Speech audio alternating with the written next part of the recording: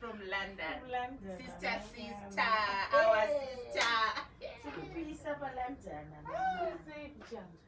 Oh, I bought you these girls. This is an Indian tangri. It's so nice. So Wow. This is your size, Daddy. Oh, thank you so much, Sissy. I like it. What's you? My little cute sister. Wow. I bought you a nice gaga wig.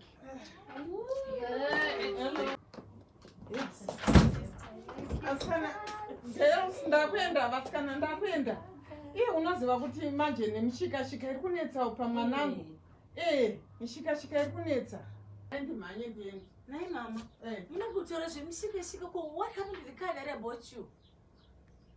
Mwanangu. Uchiye kanti simaicomplaina mama kuti makumbo akurwadza. Do you know how hard I'm working mama ku London?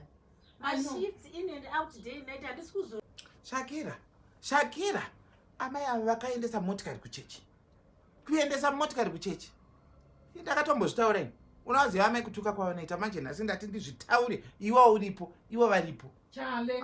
Musamboti chale amai. Munoenderera.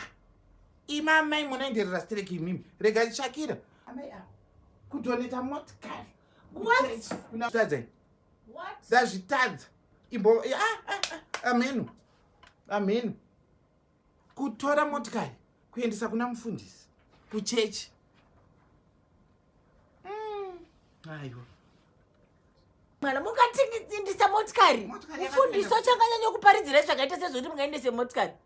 Mama mungandidaro shuwa nemashandiro andinoita munoziva kurwadza kunoita kushanda kuEngland imimi.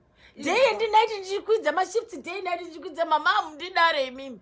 Amundidaro mama aiwa. Mira mwanangu.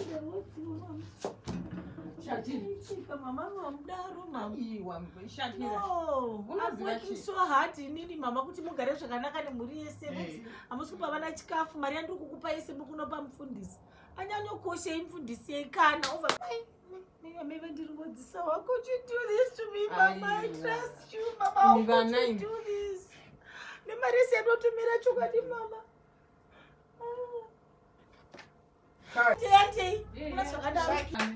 Chero kugeza chaiko, kugeza nesona, lakisa chipa mufundisi. What?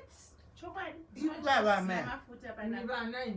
Nokushanda kusikati kuita kuEngland kuita nokudzika ndichiri ndikuchengeta. Munonyadzisira. No, kudhara ikoko mama. Kudhara. Ndai. Tora motikari yemufundisi yetu dautonomita yese. Sara sokuswa nezvinenge basa ndatomboenda ndaikoko kuchechi. Mama musamboti chai.